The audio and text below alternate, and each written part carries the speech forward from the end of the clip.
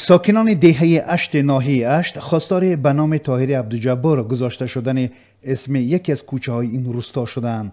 در یک نامه دست جمعی ساکنان از رئیس جماعت به عنوان نماینده حکومت محلی خواهش کردند که کوچه مسجد سفید ده به نام یک فعال سیاسی و جمعیتی سالهای 80 تاجیکستان تبدیل شود.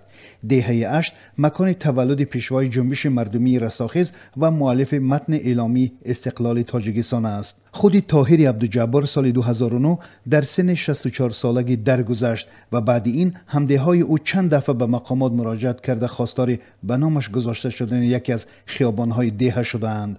مقامات جماعت اشت این ناحیه میگویند تصمیم دارند این موضوع را در سطح حکومت ناحیه بررسی کنند. شفقت یورماتوف رئیس جماعت دهات اشت ناحیه اشت ولایت سوخت روز 29 مارس به رادیو آزادی گفت از پیشنهاد ساکنان آگاه است و در نظر است در جلسه حکومت ناحیه روز 3 مارس مسئله نامگذاری یک کوچه به نام طاهر عبدالجبار را مطرح نمایند. شفقت یورماتوف در ارتباط به اینکه ساکنان دهه اشت در پیشنهاد خود ذکر کردند که شهرک دوستی ناحیه به نام طاهرآباد عوض کرده شود میگوید حالا این شهرک اندکی بزرگتر است ولی نام کوچه را می شود به پاس خاطر طاهر عبدالجبار گذاشت.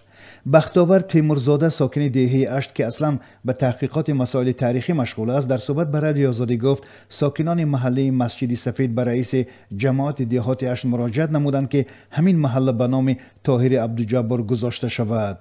وی افزود حالا در ناحیه اشت یک اقدامی گرفته شده است که به نام افراد مشهور و شناخته دهات و محلات نامگذاری شده ایستاده است.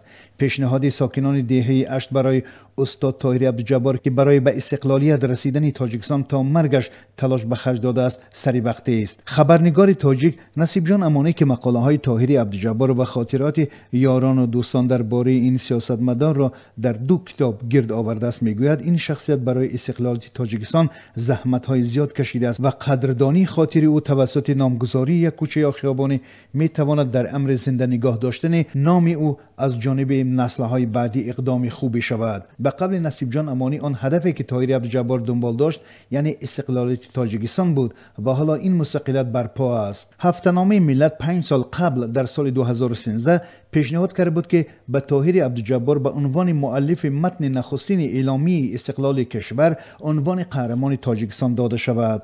طرفداران طاهر عبدالجبار بر اینند که نقش او در تاریخ نوین تاجیکستان به طوری که میباید تا حال قدر شناسی نشده است.